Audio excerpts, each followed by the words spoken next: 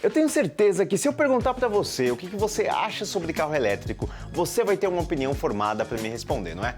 Mas a grande verdade é que com eles representando menos de 1% do mercado nacional hoje em dia, talvez só os seus filhos, ou quem sabe os seus netos, de fato vão se deparar com a chance de comprar um carro elétrico no Brasil, devido a vários motivos que a gente já explicou nesse vídeo aqui em cima. Na nossa realidade aqui do Brasil, a gente ainda vai conviver por muito tempo com carros a combustão, mas isso não significa que a indústria ou que o governo, não estejam preocupados com a poluição gerada pelos carros ao meio ambiente. É por isso que nesse capítulo do Livrão KBB, nós conversamos com o engenheiro Everton Silva, que é diretor de Novas Tendências Tecnológicas da Associação Brasileira de Engenharia Automotiva, que na sigla é AEA, para fazer um resumo da complexidade que um motor a combustão moderno atualmente tem que ter para poder se manter não só competitivo em relação ao desempenho, mas dentro das exigências cada vez mais rígidas de leis de emissão de poluentes. E por que isso pode ser um fator a mais aí para explicar por que os carros estão ficando cada vez mais caros e devem continuar assim daqui para frente. Mas antes de tudo isso, já sabe, né? Esse é o seu momento para você brilhar aqui no canal, para apertar nesse botãozinho vermelho aí, fazer parte da nossa comunidade. Assim você se inscreve aqui, já assina as notificações também, porque toda semana tem vídeo novo para você aqui e aí você fica sabendo dos nossos conteúdos exclusivos aqui para você. Alguns meses atrás a gente contou uma historinha aqui no canal da KBB Brasil, nesse vídeo aqui em cima, para explicar como os motores 1.0 passaram dos 48 cavalos que eles produziam quando foram concebidos para atingir os 130 cavalos atuais, considerando já o Fiat Pulse. Esse capítulo aqui é como se fosse uma continuação dessa história, porque parte da explicação desse fenômeno se deve ao que já não é mais novidade para ninguém, a popularização do downsizing. Para quem ainda não domina o termo, downsizing é simplesmente entregar mais potência de um motor, aumentando a sua eficiência energética, diminuindo o deslocamento volumétrico, que é a popular cilindrada do motor. E como a gente resolve isso na maioria das vezes? Instalando um turbo. Mas só a receita do downsizing de colocar turbo no motor pequeno não é mais suficiente para manter os motores a combustão vivos em tempos de restrições legais cada vez mais rígidas aí por causa do meio ambiente. Se uma fabricante quiser desenvolver um motor a combustão do zero hoje, um motor moderno, ter baixa cilindrada e turbo é só o começo da brincadeira. De 2012 até 2017, quando a filosofia do downsizing passou a ser mais difundida no Brasil, muito por causa das exigências do antigo inovar alto, os veículos novos do Brasil obtiveram cerca de 15% de redução do consumo, segundo as contas da própria AEA. Só que agora, com o Rota 2030, a meta é avançar na diminuição de mais 11% no consumo dos carros. Por isso, além de downsizing, as fabricantes vão ter que se preocupar com outros fatores que compõem o motor, como o seu peso.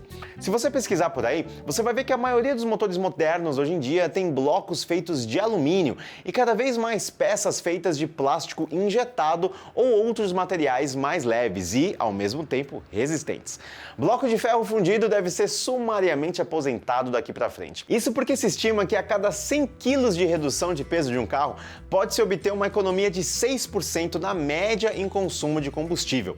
E como o motor é uma das partes mais pesadas aí do carro, fazer com que ele seja cada vez mais leve é prioridade para a longevidade dos motores a combustão. Aproveitar ao máximo a possível queima de combustível dentro da câmara é outro pilar fundamental dos motores modernos. Não é à toa que praticamente todos os lançamentos hoje em dia são dotados de algum tipo de tecnologia avançada de comando de válvulas variável, por exemplo, né? Aliás, de 2018 para cá, a presença desse tipo de tecnologia nos carros passou de 70% para 85% hoje, e a expectativa é de que a partir de 2022 seja de praticamente 100%.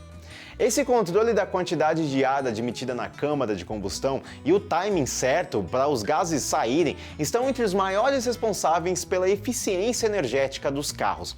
E ainda nessa parte de fluxo de ar, coletores de escape integrados ao cabeçote também vão ser cada vez mais adotados pela indústria. E a situação só melhora com a ajuda de injeção direta de combustível, outro item que ainda carrega certa polêmica hoje em dia por conta da preocupação com a manutenção deste equipamento e tudo mais, mas que a tendência é ser cada vez mais popular nos motores. As famílias de motores turbo da Stellantis, Volkswagen e Hyundai, por exemplo, já contam com injeção direta, que permite uma eficiência muito maior no gerenciamento da quantidade de combustível na combustão. Das grandes marcas, só a Chevrolet optou por não introduzir esse recurso nos motores CSS Prime 1.0 turbo. Eu não quero! E a outra obrigação que os motores turbo a combustão modernos aí vão ter que obedecer é a da eletrificação. Não do motor em si, claro, porque a gente ainda está falando do motor que solta fumaça. Mas a tendência é que cada vez mais os elementos chamados de periféricos do motor vão ser acionados por motores elétricos. Ar-condicionado é um item que já mostra esse movimento, para deixar de roubar a energia do motor, por exemplo. Mas bomba da água, bomba de combustível, bomba de óleo, wastegate, termostato, tudo isso pode ser controlado eletronicamente, diminuindo muito a dispersão de energia do motor para cumprir com outras funcionalidades. E com tanta dependência de energia elétrica assim, os motores a combustão vão ter que abandonar os circuitos de 12 volts para adotar o que chamamos de sistemas híbrido leves de 48 volts, que a gente já explicou em outro vídeo aqui no canal, faz um tempinho isso, mas é esse vídeo aqui para você assistir e entender o que é esse sistema híbrido leve. Nesse sistema, a engenharia substitui o alternador convencional por um motor elétrico que cumpre a mesma função de alimentar a bateria do carro para esse circuito de maior voltagem, ao mesmo tempo que pode auxiliar o motor a tracionar o carro, entregando um pouco mais de potência em situações específicas, ou até mesmo permitindo o desligamento total do motor enquanto o carro mantém todas as outras funcionalidades ativadas em momentos de velocidade constante de cruzeiro, ou quando o motorista alivia o pé do acelerador. Toda essa complexidade tecnológica para que os motores a combustão consigam sobreviver nos tempos atuais é uma boa notícia para o Brasil, que ainda será obrigado a conviver por bastante tempo com motores a combustão, mas que pelo menos conseguem ser cada vez mais eficientes para proteger o meio ambiente.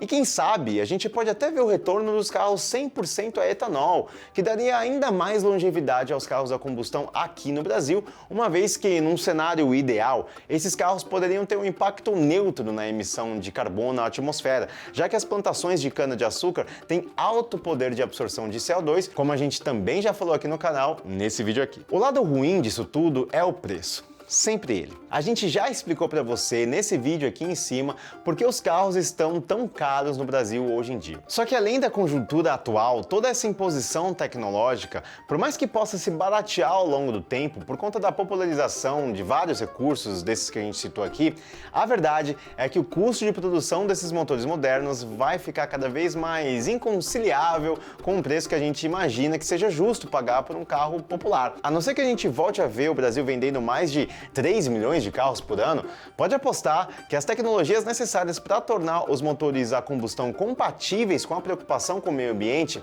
vão fazer ainda mais pressão para que os carros populares realmente não voltem mais a existir. Mas isso, bom, só o tempo vai dizer com certeza. Agora eu quero saber o que você acha disso tudo. A indústria vai conseguir vender carro a preço justo com esse nível de conteúdo tecnológico aí? Você apoia a volta dos motores 100% a etanol aqui no Brasil? Deixa aqui a sua opinião pra gente saber o que você pensa de todo esse debate. Enriqueça o nosso vídeo aqui com seus comentários. Antes de sair do vídeo, deixa o like se você curtiu também e já se inscreve no canal. Não se esquece que toda semana tem vídeo novo aqui pra você.